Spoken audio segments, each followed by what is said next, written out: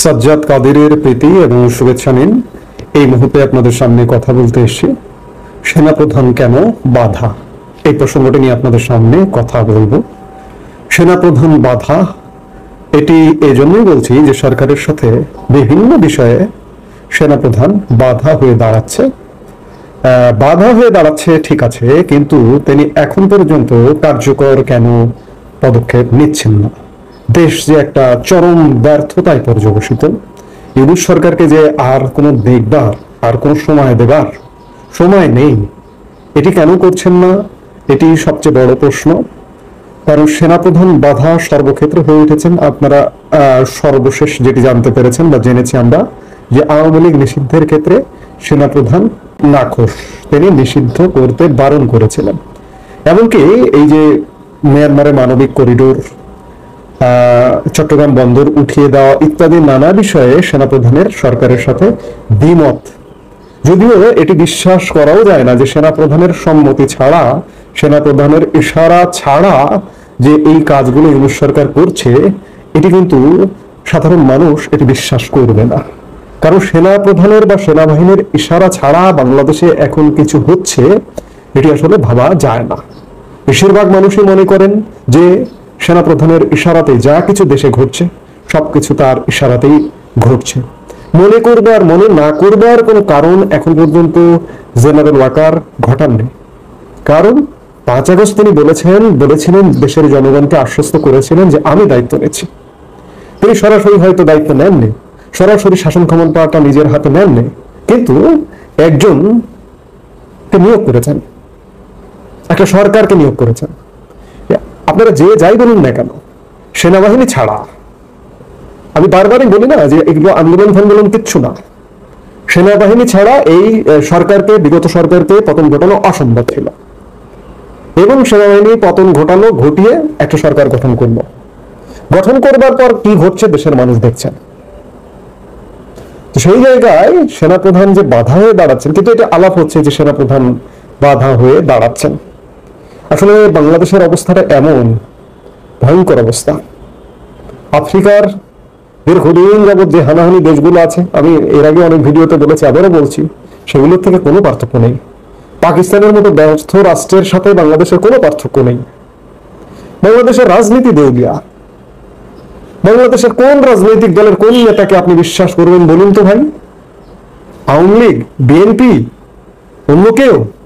এই যে গতকালকে আওয়ামী লীগের এক নেতা, বিশাল ডাকসাইটে 90-এর ছাত্র নেতা অসীম কুমার উকিল, তার 16টা ফ্ল্যাট, 5টা দোকানে সন্ধান পাওয়া গেছে বলেই আদালত সেগুলোতে রিসিভার নিয়োগের নির্দেশ দিয়েছেন। অসীম কুমার উকিল হয়তো কম চুরি করেছেন। 16টা ফ্ল্যাটের দাম কত হবে? 5টা দোকানের কত হবে? সব মিলে 150 কোটি টাকার বেশি না, 200 কোটি টাকার বেশি না।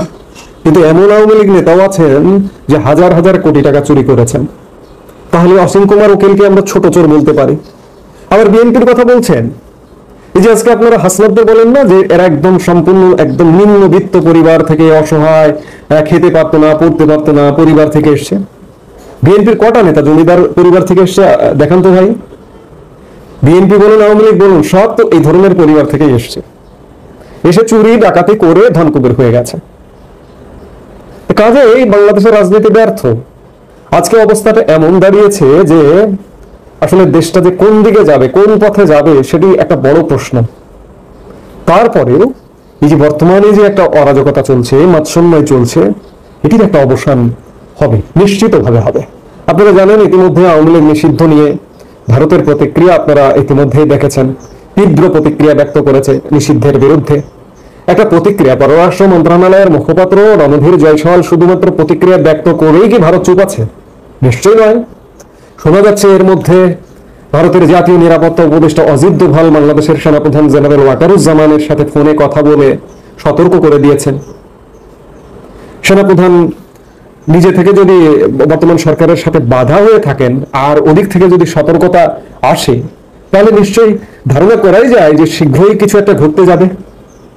আপনি কাকে বিশ্বাস করবেন? ভারত এটিও করতে পারে। রাজনীতি, বাংলাদেশের রাজনীতি তো ব্যর্থ।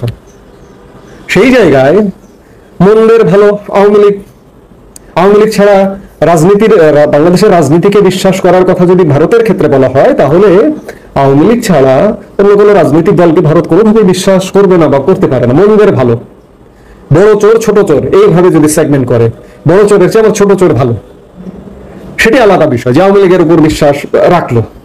কিন্তু এখনকার উত্তরণটা কিভাবে ঘটবে? ভারতীয় বা বৈশ্বিক সহযোগিতায় শেষ পর্যন্ত কি সেনাবাহিনী ক্ষমতা নেবে? এমনটাও ঘটতে পারে এবং ঘটা উচিত। এখন অবস্থাটা এমন, এই যে দেখেন গত 2-3 দিন যাবত কি ঘটছে দেশে, গত 2-3 দিন যাবত না, গত 10 মাস যাবতই কি ঘটছে দেশে। একটা সময় বাংলাদেশের মানুষের স্বস্তি নিঃশ্বাসের ব্যাপার আছে। শুধুমাত্র, আমি বারবার বলি যে শুধুমাত্র বিশেষ একটি রাজনৈতিক দলের নেতা কর্মী ছাড়া, জামাত, বিশেষ করে জামাতে ইসলামী মনে করছে যে এটা একটা স্বর্গরাজ্য, এটা তাদের জন্য স্বর্গরাজ্য, তারা যা করবে তাই হবে এই দেশে। অবস্থাটা এমন, তাদের জন্য ছাড়া, তাদের কর্মী সমর্থকদের ছাড়া কারো জন্য স্বস্তির কিছু নেই। এমনকি এই যে সমন্বয়কদের যে রাজনৈতিক দল, তারাও চরম তোপের মুখে আছে, অন্যান্যরা তো আছেই। সেই জায়গায় এই মুহূর্তে সমাধান কি? এই মুহূর্তে সামরিক বাহিনী ক্ষমতা নিয়ে নিক, এবং সামরিক বাহিনী যদি ক্ষমতা নিয়ে নেয় সেটি 5 বছর, 2-4-5 বছরের হয়ে যেতে পারে, এমনটা হতে পারে। এবং ভারত যদি সেটিকে সমর্থন করে, আমি বারবার বলি যে ভারতের সমর্থন খুব বড় একটা ব্যাপার। আপনারা জানেন যে ভারত নীরব থাকতে থাকতে ইতিমধ্যে অ্যাকশন শুরু করেছে, বিশেষ করে পাকিস্তান নিয়ে বড় ধরনের অ্যাকশন শুরু করেছে। ভারত যেহেতু একটা অ্যাকশন মুডে আছে, ভারত কাউকে ছাড়বে না। তুরস্ককে ধরেছে, চীনকে ধরেছে, বাংলাদেশকেও ধরেছে কিছু কিছু ক্ষেত্রে, এবং বাংলাদেশকে চূড়ান্তভাবে ধরবে। কারণ বাংলাদেশকে ধরবার তো কারণ আছে, বাংলাদেশ ভারতের সাথে অঙ্গাঙ্গিভাবে যুক্ত। আমি বারবার বলি, এগুলো বারবার বলা দরকার, স্মরণ করিয়ে দেওয়ার দরকার। বাংলাদেশ খুব গুরুত্বপূর্ণ, বাংলাদেশের বর্ডার বৃহত্তম বর্ডার। এই বর্ডার রাষ্ট্রটা যদি এমন কোনো ঘটনা ঘটে, এখানে যদি পূর্ণাঙ্গভাবে জঙ্গিতন্ত্র কায়েম হয়, তাহলে ভারতের জন্য পশ্চিমবঙ্গ এবং আমাদের লাগোয়া যে রাজ্যগুলো আছে, আসাম, ত্রিপুরা, মেঘালয়, এই রাজ্যগুলো হুমকির মুখে পড়বে। ভারত নিশ্চয়ই চাইবে না যে বাংলাদেশে একটা পূর্ণাঙ্গ রূপে জঙ্গিতন্ত্র কায়েম হোক। পাকিস্তানের জঙ্গিবাদ নিধন করবার জন্য সর্বোচ্চ পদক্ষেপে আছে ভারত। সেই জায়গায় বাংলাদেশেও সেই জঙ্গিতন্ত্র নির্মূল করবার চেষ্টা করবে। আপাতত যদি রাজনীতি ব্যর্থ হয়, রাজনীতিকে যদি প্রতিষ্ঠা করার সমস্যা হয়, ভারত যদিও বারবার বলছে, যেমন রণধীর জয়সওয়াল আওয়ামী লীগের নিষিদ্ধের সেই বয়ানের মধ্যে, সেই বক্তব্যের মধ্যেই তিনি বললেন যে বাংলাদেশে একটি দ্রুত, অবাধ, নিরপেক্ষ এবং সুষ্ঠু নির্বাচন চান তারা। চান ঠিক আছে, কিন্তু সাময়িকভাবে ডক্টর মোহাম্মদ ইউনূসের অধীনে নির্বাচনটা কিভাবে হবে? ইতিমধ্যে তো আওয়ামী লীগ নিষিদ্ধ, কিংবা আওয়ামী লীগ নিষিদ্ধ হয়েও যে নির্বাচনটা হবে, সেই নির্বাচনটাও কি সর্বমহলে গ্রহণযোগ্য হবে কিনা, সেই প্রশ্নগুলো আছে। সেই জায়গায় সেনাবাহিনী যদি ক্ষমতা নেয়, নিয়ে সেনা শাসন হলে রাজনৈতিক দলের কার্যক্রমের উপর নিষেধাজ্ঞা আসে। কিন্তু আসলে আইন বা নিয়ম বা কানুন শিথিল করারও তো ব্যবস্থা আছে, শিথিল করাও তো যায়। জরুরি অবস্থা জারি করেও তো চাইলে যদি আইন সংশোধন করতে পারে। এই যে এই সরকার মনের মাধুরী মিশিয়ে যখন যেটি প্রয়োজন হচ্ছে, একের পর এক মহামান্য রাষ্ট্রপতিকে দিয়ে অধ্যাদেশ জারি করে নিচ্ছে। এই যে গত 10 মাসে কমপক্ষে শতাধিক অধ্যাদেশ জারি করে নিয়েছে বর্তমান সরকার। কিসের সংবিধান, কিসের আইন, কিসের বিধান, কিচ্ছু না। নিজেদের মনে যা চাইছে তাই মনের মাধুরী মিলিয়ে আইন পাশ করে নিচ্ছে। তো সেই জায়গায় সেনাবাহিনীর তত্ত্বাবধানে যদি একটা free, fair and credible election হয়, তাহলে সেটি বাংলাদেশের জন্য মঙ্গলজনক। যদিও বাংলাদেশের রাজনৈতিক নেতৃত্ব দেউলিয়া, আমি নিজেই নেতৃত্বের প্রতি বিরক্ত। এমন কেউ নেই, এই যে আওয়ামী লীগেরই এমন কেউ নেই যে চুরি চামারের সাথে যুক্ত নয়। কাকে নেতৃত্বে আনবেন, কাকে আপনার প্রতিনিধি নির্বাচন করবেন, কাকে আপনার ভাগ্য নিয়ন্ত্রক করবেন, কাকে আপনি রাষ্ট্র পরিচালনায় পাঠাবেন? তারপরে বলছি যে মন্দের ভালো আওয়ামী লীগ। সেই জায়গা থেকে যেটি হোক, একটা ব্যবস্থা আসুক, অন্তত পক্ষে বাংলাদেশে একটা স্বস্তি আসুক। আমি জানি যে স্বস্তি আসবে না।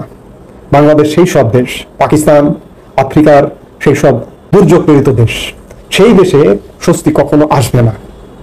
সেই জায়গা থেকে এভাবেই আমাদের বাঁচতে হবে, এটাই বাংলাদেশের মানুষের নিয়তি, এভাবেই চলতে হবে। কিন্তু আপাতত অন্তত পক্ষে এই যে বর্তমানে যে পরিস্থিতিটা চলছে, এখান থেকে অন্তত পক্ষে একটা স্বস্তির নিঃশ্বাস ফেলানো দরকার বাংলাদেশের মানুষের।